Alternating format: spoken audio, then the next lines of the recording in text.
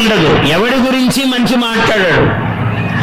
ఆయన రామకృష్ణ గారు చాలా గొప్పవాడండి అన్నాడు అనుకోండి, వీడికి ఎందుకో గొప్పవాడు అనగానే సరే అంటే వీడికి ఆ రోజు అన్నం అరగదు, వాడికి నిద్ర రాదు.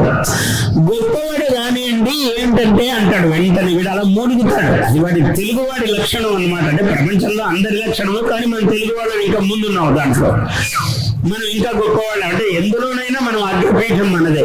కాబట్టి అనగానే కానివ్వండి అని మూలుగుతాడు. వాడు మూలిగితే అయ్యేదేం లేదు.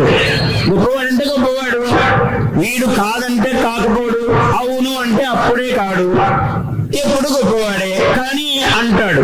వికట ఆ లక్షణం ఉండొద్దు అన్నాడు, కొంచెం అని ఉండు అన్నాడు. వికట వికట విశేషమైన కట, రెండు అర్థాలు ఉన్నాయి ఈ పదానికి. కటములు అంటే దవడలు. ఏనుగు దవడలలో ఎప్పుడు మదజలము స్రవిస్తూ ఉంటుంది. అది ఉత్తమ జాతి ఏనుగు, అంటే బాగా యవ్వనములో మదములో ఉన్నప్పుడు ఆ మద జలము స్రవిస్తూ ఉంటుంది.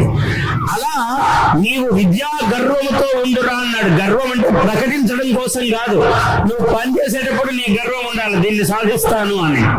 వాడు వికటుడు. వికట అంటే చెప్పిన ప్రతిదీ వినొద్దురా అన్నాడు, అన్నిటికీ తలవకొద్దన్నాడు. వికటో విఘ్నరాజో గణాధిప. విఘ్నరాజ అంటే ఆయన, ఇవన్నీ ఆయనకే అన్వయాలు, కానీ జాగ్రత్తగా ఆలోచిస్తే మనకు కూడా అన్ని పనికొచ్చే మాటలే. విఘ్నరాజ అంటే ఏ విఘ్నం వచ్చినా రాజు దేన్నైనా జయిస్తాడు. విఘ్నం వస్తే కూడా జయించాలి. శ్రేయాంసి బహు విఘ్నాని అన్నాడు. ఎన్ని ఏళ్ళు కష్టపడితే, ఎంతమంది తపిస్తే, ఎంతమంది రాత్రింపగళ్ళు పరిశోధనలు చేస్తే ఇవాళ చంద్రయాన్ 3 దాకా వచ్చాం మనం. చిన్న విజయమా? ఒక రోజులో వచ్చిందా? ఒక సంవత్సరంలో వచ్చిందా? 10 ఏళ్లలో వచ్చిందా? ఎప్పుడో 73, 74 వెనక్కి వెళ్ళాలి, 75 ఎక్కడి నుంచో రావాలి. ఓ 50, 60 సంవత్సరాలు. ఎన్ని ఏళ్ళు, ఎంత మంది కృషి ఉండాలి దానిలో. ఏ పనైనా అంతే, ఏ పనైనా.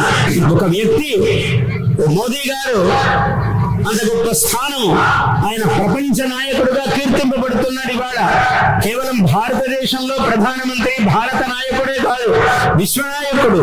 ఎలా అయ్యాడు? అకుంఠితమైన దీక్ష, అచంచలమైనటువంటి ఏకాగ్రత. ఎన్ని గుణాలు కావాలి ఉంటేనే ఆ స్థానం సర్వోన్నతమైన స్థితికి ఎవరైనా చేరుతారు. Please subscribe to our YouTube channel.